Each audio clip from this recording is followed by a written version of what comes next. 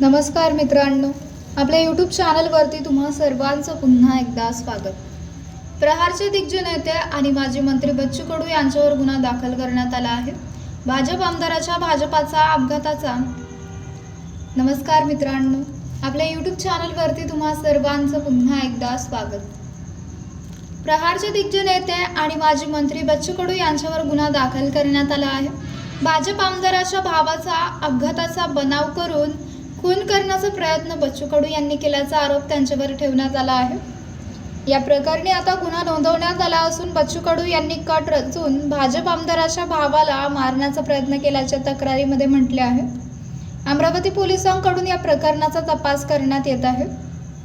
अमरावती ग्रामीण पोलिसांनी चांदूर बाजार येथे माजी मंत्री बच्चू कडू आणि गोलू माहुरे यांच्यावर कट रचून ठार मारण्याच्या आरोपाखाली गुन्हा दाखल केला आहे. भाजपाचे आमदार प्रणिव तायडे यांचे बंधू अभिजित तायडे यांच्या खुनाचा कट रचल्याप्रकरणी हा गुन्हा नोंदवण्यात आला आहे. पोलिसांची या प्रकरणाचा कसून तपास सुरू केला असून बच्चू कडू यांच्यावर गुन्हा दाखल झाल्यामुळे प्रहारच्या कार्यकर्त्यांकडून संतप्त व्यक्त केला जात आहे. भाजप आमदारांचे भाऊ अभिजित दिवाकरराव तायडे यांनी या संदर्भात पोलिसात तक्रार दिली आहे. अभिजित तायडे हे अचलपूरचे भाजप आमदार प्रणिव तायडे यांचे बंधू आहेत. बच्चू कडू गुन्हा दाखल झाल्यामुळे अमरावतीसह राज्याच्या राजकारणात खळबळ उडाली आहे.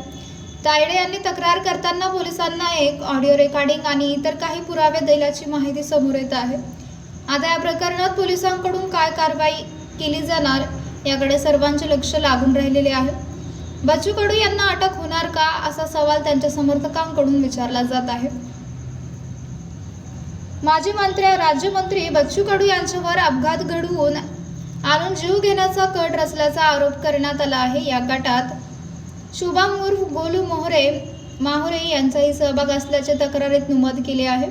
संभाषणाचे मोबाईल रेकॉर्डिंग पुरावा म्हणून पोलिसांकडे सादर करण्यात आले असून या रेकॉर्डिंगचा पेनड्राईव्ह पोलिसांकडे जमा आहे.